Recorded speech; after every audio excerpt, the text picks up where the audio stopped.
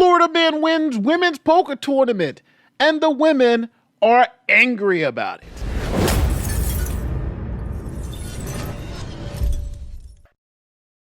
So this is David Hughes. He is the women's poker champion for the state of Florida. Now, Mr. Hughes went to the Seminole Hard Rock Casino and Hotel in Hollywood, Florida, and he entered the Seminole Hard Rock Poker Showdown. But it was the women's only event. Now, the World Poker Tour has the ladies' championships and limits who can play. Only women are allowed to play in these events. But now that brings us to Florida law. See, Florida law says if you are a casino operator, you cannot stop someone from playing any event based on their gender. Let's look at Florida's gambling laws. And here it is, Section G. A card room operator may refuse entry or refuse to allow any person who is objectionable, undesirable, or disruptive to play. But such refusal may not be based on race, creed, color, religion, gender, bing, bing, bing, national origin, marital status, physical handicap, or age, except as provided in the section below. So, even though they were having a women's tournament, the law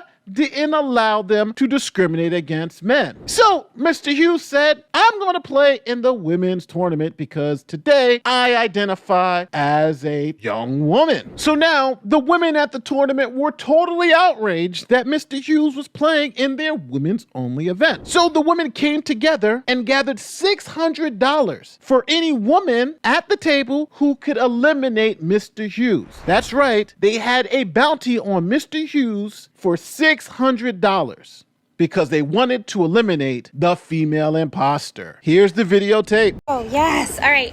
We have Dave here, and I don't know if you can tell here, he's the only guy in this ladies event. So I put a $300 bounty on his head, and then Tamra and her husband matched it. So there's a $600 bounty on his head. He's already busted twice, so we love him for that. Thank you, Dave. Good luck. Not really.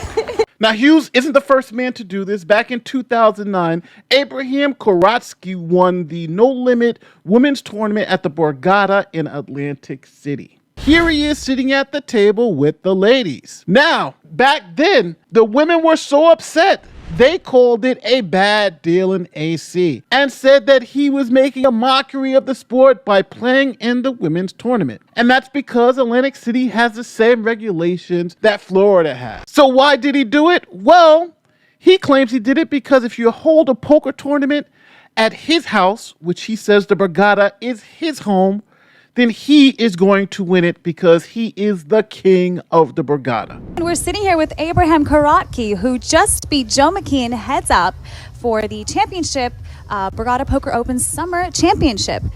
How does it feel? Well, you see, I am the champ. In this casino, I am the champ. So this is my house. Now the bounties on David's head went up to $2,000. So any woman that could eliminate him from the tournament would earn $2,000.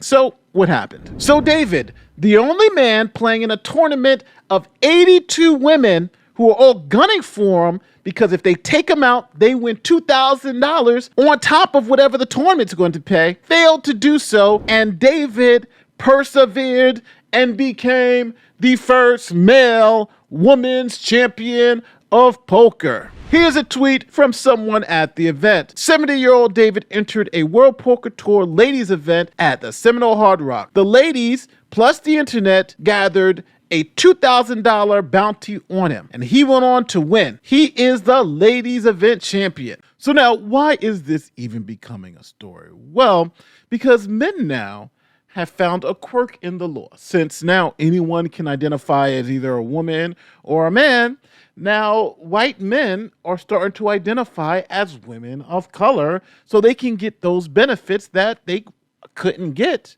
if they were just a plain white person. Here is a Republican on Fox News who is now identifying himself as a woman of color. Ryan Webb. So you say you're a woman of color.